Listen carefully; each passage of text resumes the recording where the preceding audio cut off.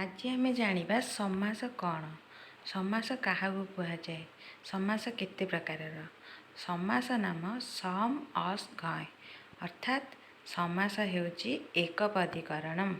समासर पद व्यवस्था कौन समासनम एकपदीकरण समास अर्थात अनेक गुड़िए पद को एकाठी करी गोटे पदरे प्रकाश करवा होची समास।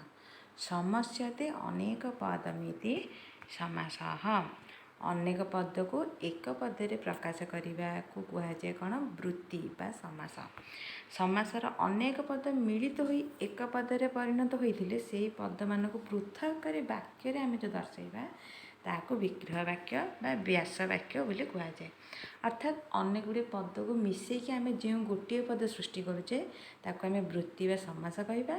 जो अनेक गुड़े पद मिसिक वृत्ति बा समास होची ताको अलग अलग वाक्य प्रकाश करने को विग्रह वाक्य बोली बा व्यास वाक्य बोली कहुए।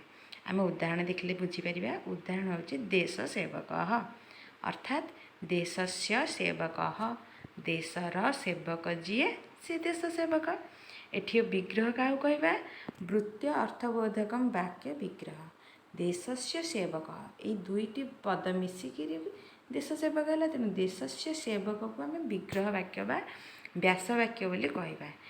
दुईटा वाक्य मिसिक गोटे वाक्य है देश सेवक पर अर्थ अभिधान वृत्ति बा समास। दुईटा पद मिसिक जो गोटे पद है देश सेवक ताको आम वृत्ति बोली कहवा। एबे बुझीपारे जिते गुड़े पद मिसिक जो गठन होची गोटे पद ताको आम वृत्ति बा समास कहवा। अनेक गुड़े पद जो मिसिक रहिला से अनेक गुड़े पद गुड़ा को आम विग्रह वाक्य बा व्यास वाक्य बोली कहवा। एबे आम देखिबा समासर प्रकार भेद। समास होची दी प्रकार गोटे होची केवल समास विशेष समास।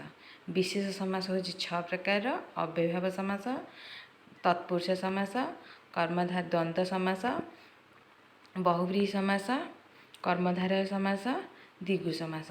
अव्ययभाव समास कौन पूर्वपद प्रधान अव्ययभाव समास। जो समास रे पूर्वपद प्रधान थी सी हूँ अव्ययभाव समास। जो पदार्थ रे उत्तर पद प्रधान थी परपद प्रधान थी सी हूँ तत्पुरुष समास। जो वाक्य उभय पदार्थ प्रधान थी ताको आम द्वंद्व समास कहवा। जो वाक्य अन्य एक पदार्थ प्रधान थी बहुव्रीहि समास कहवा। जो वाक्य विशेष विशेषण ये दुईटी जगह थी कर्मधारय समास कहवा।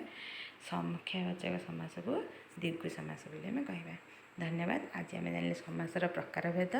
परवर्ती वीडियो आम जापर अव्ययभाव समास क्या कहुए।